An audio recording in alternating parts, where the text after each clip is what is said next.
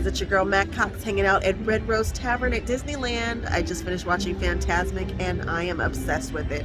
I said that I was super excited for the Main Street Electrical Parade, but actually I think Fantasmic might have taken the cake on this one. It is an excellent show, and I'm going to show you guys some of the highlights of this show coming up. If you'd like to see how this quilt comes together, keep watching. It's a beautiful Bargello circle quilt with a Thomas Kincaid panel dropped on the inside and covered with over 1,000 crystals. I'm thinking about selling this one, so if you think that this is something that you might be interested in, please contact me via my website, Instagram, Facebook. It actually might be posted in my shop on my website soon. We'll see. I kind of love it. Maybe I won't get rid of it, but I'm thinking I might sell this one. It is the second in the series of panels that I've done like this. The first one being the Beauty and the Beast, which is stunning. This one is equally as stunning and covered in more crystals. I have about 4 more that are upcoming. So if you guys think that that's something that you might be interested in owning, please let me know. I'm also open for commissions. And so if you'd like to talk about a quilt that you want to see come to fruition, let me know. I'm open to them now. I'm thinking about them. I've actually taken one and I'm thinking about taking more. So if you think you have a really cool concept that I might be interested in, let me know. All right, guys, I'll catch you guys on the next one. Bye-bye.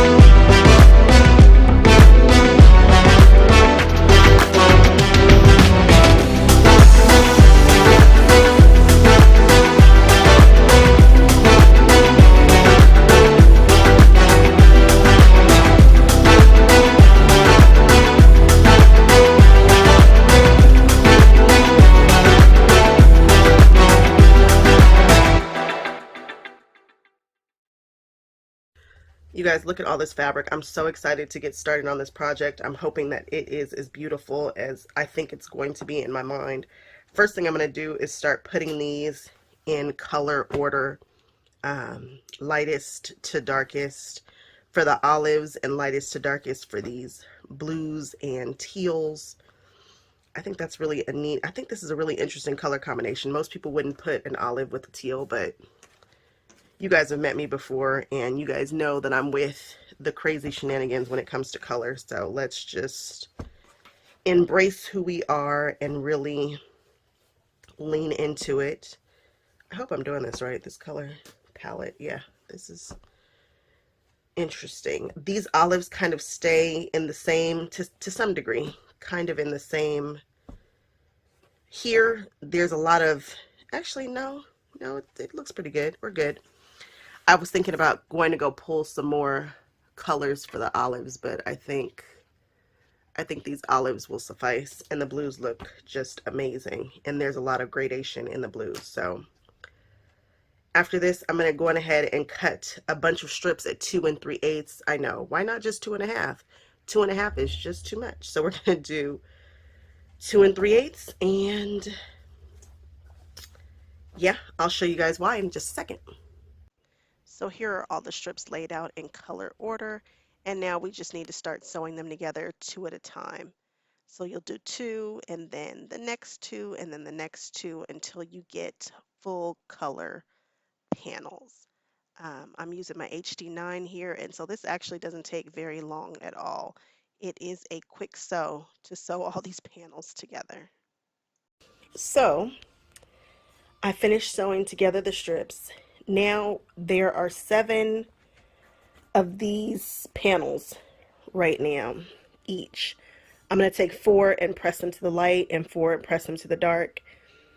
And that way I'm just going to get some easier nesting seams since I know what's coming. So like I said, I am pressing 4 of these to the dark side, and I'm pressing 4 of them to the light and 3 of them to the light side, and then the last one that I do, I will cut for the light side. And I haven't sewn them all together because they're just way easier to manage when they are in sets of 4. So I've taken strips of 2, sewn strips of 2 together, then sewn those strips together, and now I have these lovely panels, and I'm just going to press them out. And like I said, this one's going towards the lightest color, and then I'll press some with all the seams going towards the darkest, and then we'll alternate those between the wedges so that it just nests a little easier when you're sewing it. Here's what it looks like before I press it. Just nice and floppy. So I'm going to flip it around so that all the seams, I'm going to try to get them going that way. So I just take this first one and I pull it toward me, and then with my fingers I'm just smoothing it out and pushing that seam open. I know a lot of the time I like to press from the back, but every now and then you get a little tuck. So for this, I'm just pressing until I can feel it, and then once I feel that it's nice and smooth, I take my iron and get it right in there.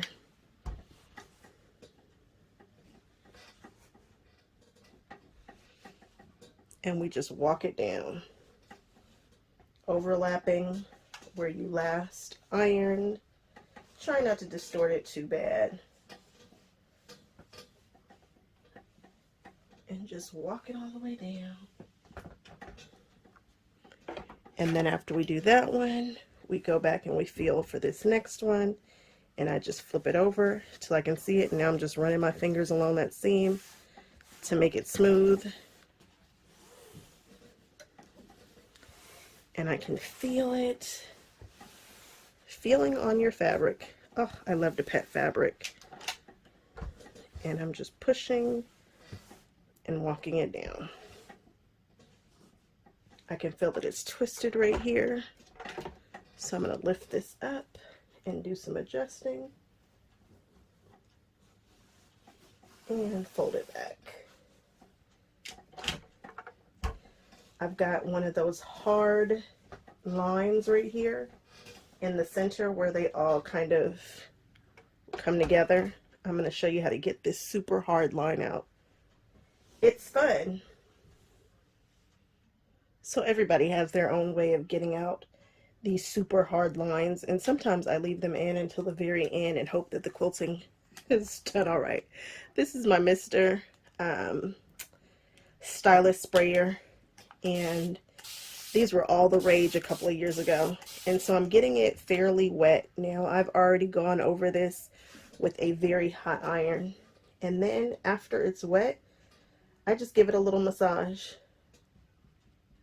Give it a little massage. Be careful not to distort your fabric.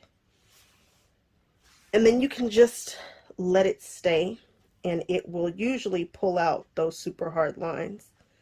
I give my lovely Faultless Luxe finish. This is the one that I prefer. And then I just give everything a nice little spray with starch. And then I go back over with my iron and walk it back down again.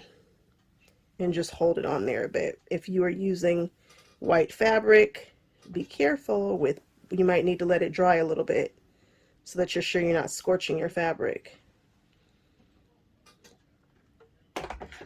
And you're just going to hold it on there and cook it just a little bit. And that line should be gone when I'm done. And now that crease is gone. Be sure to let your fabrics dry a bit before you press them. Otherwise, again, you're going to scorch your fabric more than likely. And one of the reasons why I think we don't always get the best results with our irons, it's not because they're not getting hot. It's because we're trying to go too fast. So really give it a minute to cook your fabric. Cotton, 100% cotton can take some very high heat. And I find that I get much better results than trying to just go over a crease really fast. So now that I have these panels, so the panels are all sewn together, at least the strips are all sewn together. Now I'm going to close it up and make a tube, and then we're going to slice off a little bit of it, and then we are going to start slicing into it so that we can get our wedges ready.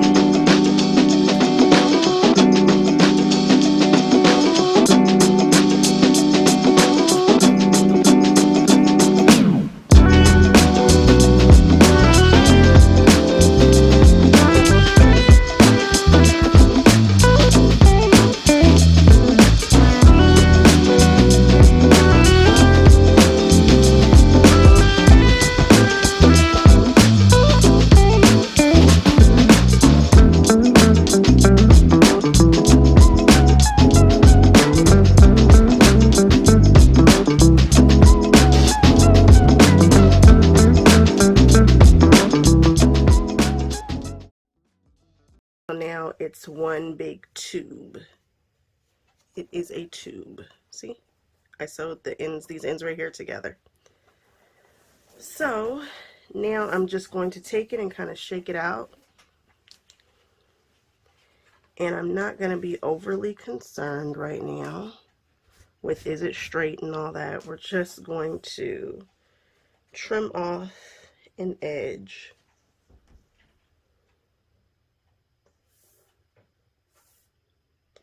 And I like to start on the side where I sewed them both together because those are matched up. But remember, these are different fabric lines and everything. So you talk about some super not together. They're not. They're all kinds of different lengths and all that. So I'm probably going to take off a good amount.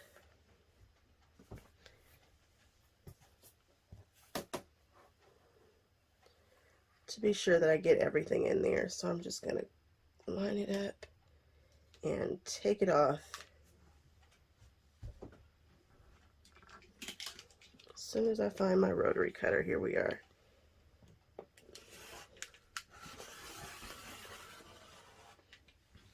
Okay. And now I'm just making sure that I got a little bit of everything, and I did. That's waste, or you guys might use that as a scrap. I don't know. I just want to explain to you why I'm cutting them at the width that I'm cutting them. So at this widest point right here, this is 6 3/4. No. Yes, it is. It's 6 3/4 at the widest point. So I know that I need at least a 7-inch. I like to do 7 1/4, 7 1/2, somewhere around there, so that I know that the strip is going to fit. So let's do 7 1/4. We don't want to have a bunch of waste. So I've got 7 1/4, and I'm going to just cut. And now I'm going to have a bunch of tubes. So I'm going to do this for all of the panels, and then we'll come back and do the fun part, the counting part. Turns out I can get 5 wedges from what I'm calling a panel, from one panel.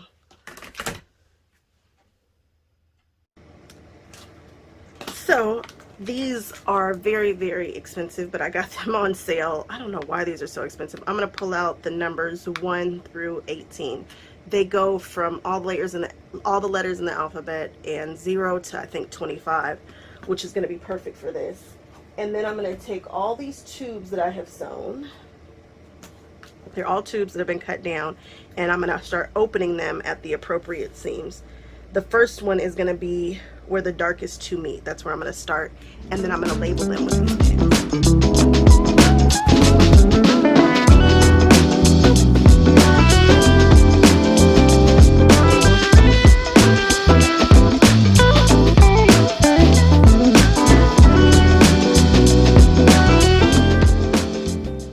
So we are ripping these, but we are doing 2 of each of the same colorway, because it's going to go around twice, and this will be the first time that I've actually used a denomination that was appropriate for 36. So this is actually going to be just gorgeous. People swear by this clover ripper, and I see why. This is incredibly easy. So I've taken out 2, and they are nice and long.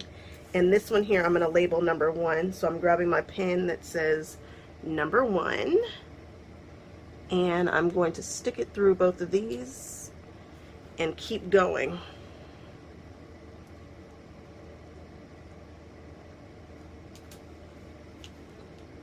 And then just keep labeling them as we go.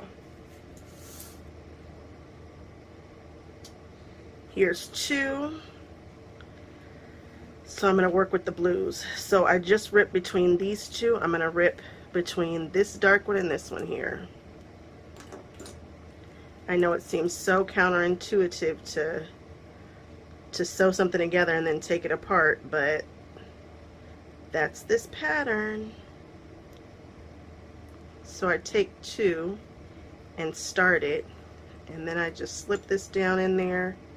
I'm hoping you guys can see this. You're going to catch the pattern. Don't be worried about what's happening down here. Just make sure that the second one is up at the top when you open it. It can get confusing. I have gotten confused. The key to this is organization. Like, be sure to organize, organize, organize. So this is going to be 2. So we're going to stick that in there and mark that as number 2. And we're going to keep going. So I'm doing a sneak peek. I'm opening it up. I'm looking for the second one right here, and I know that I want that one to be at the top, so I'm going to rip between these 2. I know this is difficult to probably get the first time. I really did struggle with such a simple concept of just opening up the seams, one down from the next, but for whatever reason it gets a little confusing, especially if your colors are, oh, that was a good one. Especially if your colors are similar. It can really mess with you. So that one was here, and now it's here. Do the same exact thing for this next one.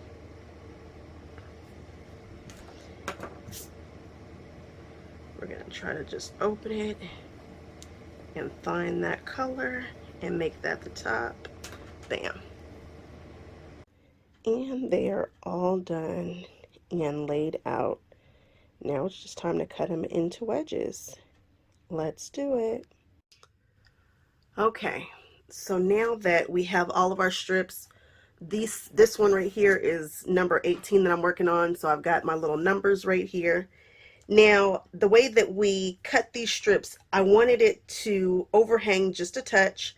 I wasn't exactly sure where it was going to fall, but you just want to be consistent because because of the length of this and it's just not an easy math measurement. So 2 3/8 are what we cut all the strips at, which gives us about an inch, maybe a little less on either side. So what I do is I've decided I lay this down to figure out kind of where I want them all to hit. I line up the 4-inch line, which lines up nicely. I'm looking at the 15-inch line, which lines up nicely, and I'm looking at 30. The rest of them might not hit because of how these are spaced out, but I do want to make sure that it is roughly, you know, straight and whatnot. And this here, I can get this looking pretty good. And then I'm just going to take the cut. And I walk up and I walk down and I do one at a time, which means I'm going to be doing this 36 times. I don't try to stack them up.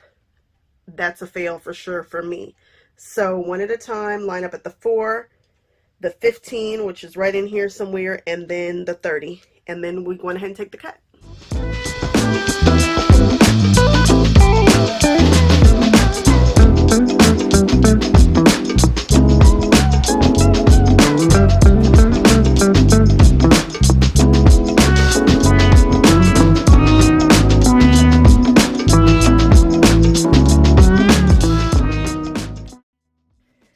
This took me what seems like forever to finish cutting. I don't know why.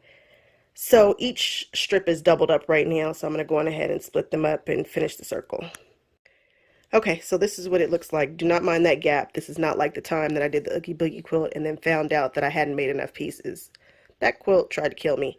This one, it's just the way that I laid it out. The circle in the center is too big. So when you're sewing this together, 2 at a time, 2 at a time, 2 at a time, then join your pieces together. Just keep going 2, then another 2. Do not go 1, 2, 3. Don't do that. Go 2, then 2, then 2, and just keep going around the entire circle, and then come back and do 4 and do 4, and before you know it, you'll have a quilt. But if you just sew to sew to sew to sew, something's going to be beyond askew. It will never lay close to flat, no matter how much steam you put on it. Okay, so now I have pieced this whole thing together, and I'm just auditioning this panel, trying to see how big I want to make it. And I think it's going to be about this size right here. This feels right. I get to keep Maleficent, Tink, and Jiminy Cricket. And this is what it looks like right now, and we are going to chop a big hole in it. So before we can chop a hole in the center of the quilt, we have to figure out how big we need the hole to be, which, if my math is correct, is a ½ an inch larger than the hole. So I think I am going to turn this way. Actually, I'm about to give it a good press first, and then I'm going to turn it this way and cut this straight. Give myself my first straight edge, and then from there you're working from straight, so you just start turning and cutting. Again, I want to be sure to keep Jiminy Cricket, so the lowest that I can go here is about 1/4 of an inch lower than Jiminy, and I'm trying to keep Maleficent. So I could chop off all of this, but that would take off this rainbow. And I don't think I want to do that. Although I kind of feel like, why is it coming from way back yonder? I don't know. We'll see if I keep the rainbow or not. I might not. I don't know. I haven't figured out if I need to keep that rainbow yet. Because the magic is these happening over here. So we'll see. So I've done my preliminary cuts and it looks good. I like where everything is landing. Now I'm just going to square it up. I've got more space on the top than I really want, but I think I'm going to let that go. I'm going to leave a little bit of this rainbow magic happening there. And you can still see Maleficent. So we are going to fold this in quarters the best we can. And then we're just going to shave it down just a hair to be sure that it's actually square. So I'm going to match up all the corners and be sure to square this up with Mr. Big Stuff, which is my Omni Grip. I probably don't even need it this big, but it is. This is my 20 by 20, 20 and a half by 20 and a half ruler. Love it for this type of stuff. Use a coupon at Joann's. Oh, and don't drop it like I'm about to do. So this is what I'm working with. At this point, I am over here sweating bullets. I do not remember exactly how I marked this. I've got this on center, so I've pressed some lines in there so that you can see. I've marked center with those clips. And now it's time to mark the quilt and then cut a hole smaller than that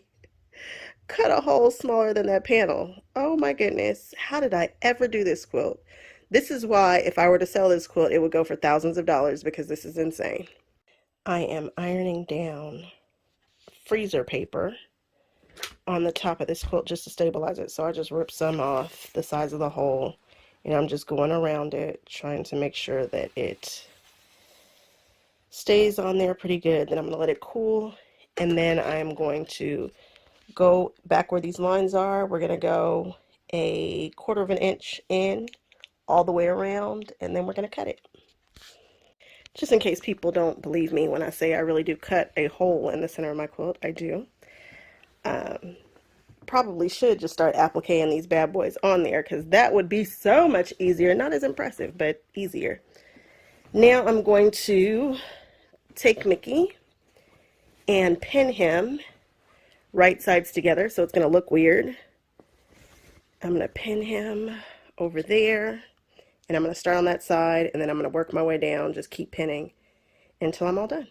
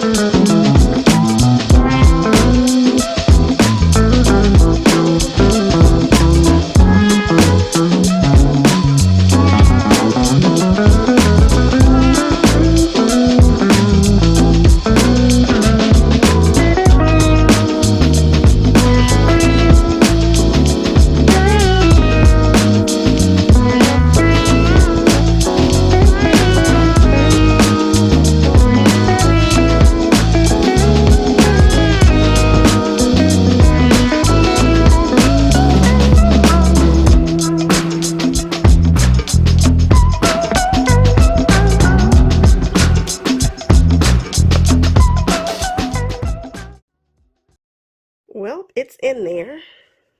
Well, it's in there. It tried to kill me. It is not actually as good as the first one that I did, but it will be a cutie patootie once we get it all quilted up.